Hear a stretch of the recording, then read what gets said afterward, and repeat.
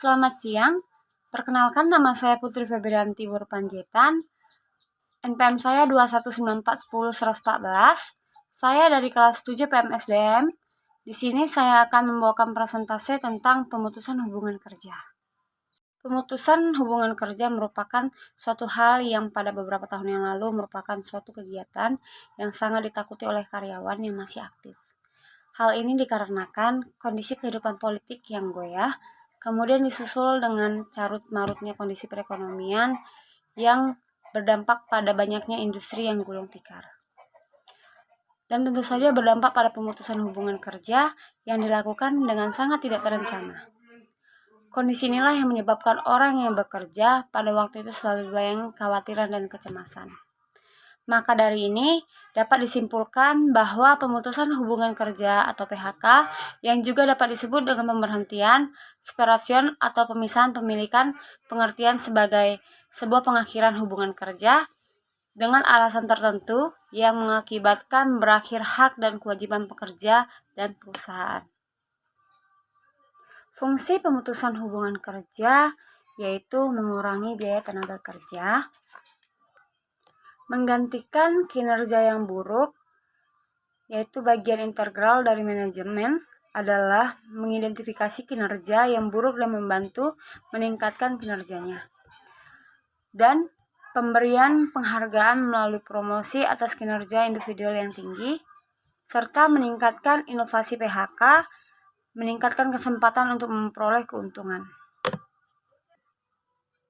Tujuan lain dari pemberhentian yakni agar dapat mencapai sasaran seperti yang diharapkan, tidak menimbulkan masalah baru, dengan memperhatikan 3 faktor yang penting yaitu konduktif, faktor kebutuhan, dan faktor sosial. Jenis-jenis pemutusan hubungan kerja yaitu menurut Mangkurup Prawira, pemutusan hubungan kerja ada 2 jenis, yaitu pemutusan hubungan kerja sementara dan pemutusan hubungan kerja permanen. Pemutusan hubungan sementara itu seperti pemberhentian sementara memiliki alasan internal perusahaan, yaitu karena alasan ekonomi dan bisnis, misalnya kondisi moneter dan krisis ekonomi yang menyebabkan perusahaan mengalami close atau karena siklus bisnis. Pemberhentian sementara dapat meminimumkan di beberapa perusahaan melalui perencanaan sumber daya manusia yang hati-hati dan teliti. Sedangkan pemutusan hubungan kerja permanen yaitu ada 3 jenis, yaitu atris, terminasi, dan kematian. Atrisi atau pemberhentian tetap seseorang dari perusahaan secara tetap karena alasan pengunduran diri, pensiun, atau meninggal.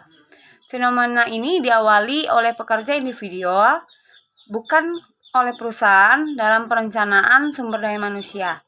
Perusahaan lebih menekankan pada atrisi daripada pemberhentian sementara, karena proses perencanaan ini mencoba memproyeksi kebutuhan karyawan di masa depan. Sedangkan terminasi istilah luasnya yang mencakup perpisahan permanen karyawan dari perusahaan karena beberapa alasan tertentu. Biasanya istilah yang mengandung arti yang dipecat dari perusahaan karena faktor kedisiplinan.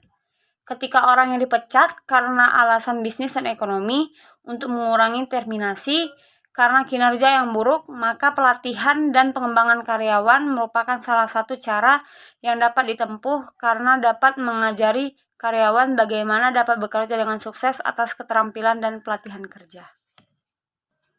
PHK permanen ada 3 penyebabnya, yaitu keinginan sendiri, kontrak yang telah habis, pensiun, serta kehendakan perusahaan. Proses dan prosedur PHK yaitu pemberitahuan pemberhentian kerja oleh perusahaan harus dilakukan dengan baik dan sesuai dengan regulasi pemerintah yang masih diberlakukan. Namun karena terkadang pemberhentian diakibatkan konflik yang tak terselesaikan, maka menurut Umar 2004, pemecatan secara terpaksa harus sesuai dengan prosedur sebagai berikut. musyawarah karyawan dengan pimpinan perusahaan. Kedua, musyawarah pimpinan serikat buruh dengan pimpinan perusahaan. Yang ketiga, musyawarah pimpinan serikat buruh, pimpinan perusahaan dan wakil dari P4D. Pemerintah tidak mengharapkan perusahaan melakukan PHK. Tercantum dalam pasal 151 ayat 1 Undang-Undang Nomor 13 Tahun 2003 tentang ketenagakerjaan yang menyatakan pengusaha dilarang melakukan PHK dengan alasan pekerja buruh berhalangan masuk kerja dikarenakan sakit menurut keterangan dokter selama waktu tidak melampaui 12 bulan secara terus-menerus. Pekerja buruh berhalangan menjalankan pekerjaannya karena memenuhi kewajiban terhadap negara sesuai dengan ketentuan perundang-undangan yang berlaku. Keempat, pekerja buruh menjalankan ibadah yang diperintahkan agamanya. Kelima, pekerja buruh menikah. Pekerja buruh perempuan hamil, melahirkan, keguguran, atau menyusui bayinya. Di sini kita dapat menyimpulkan bahwa pemutusan hubungan kerja sebagai manifestasi pensiun yang dilaksanakan pada kondisi tidak normal nampaknya masih merupakan ancaman yang mencemaskan karyawan. Dunia industri negara maju yang masih saja mencari upah buruh yang murah, senantiasa berusaha menempatkan investasinya di negara-negara yang lebih menjanjikan keuntungan yang lebih besar. Walaupun harus menutup dan merelokasi atau memindahkan pabriknya ke negara lain. Walau keadaan ini tentu saja berdampak PHK pada karyawan di negara yang ditinggalkan. Efisiensi yang diberlakukan oleh perusahaan pada dewasa ini merupakan jawaban atas penambatan posisi yang tidak perlu di masa lalu. Sehingga jika dilihat secara struktur organisasi, tampak terjadi penggelembungan yang sangat besar ketika tuntutan efisien harus dipenuhi, maka restrukturasi merupakan jawabannya. Di sini tentu saja pemangkasan posisi besar-besaran sehingga PHK masih belum dapat dihindari. Ketika perekonomian dunia masih belum adil dan program efisiensi yang dilakukan oleh para manajer harus terus digulirkan.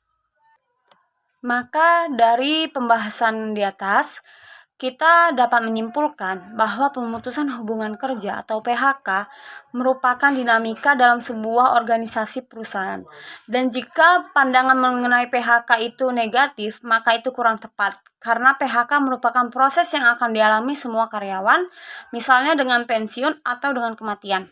Maka dari itu pemutusan hubungan kerja dibagi dalam dua bagian, yaitu pemberhentian hubungan kerja PHK secara sementara dan PHK secara permanen atau dengan keinginan sendiri.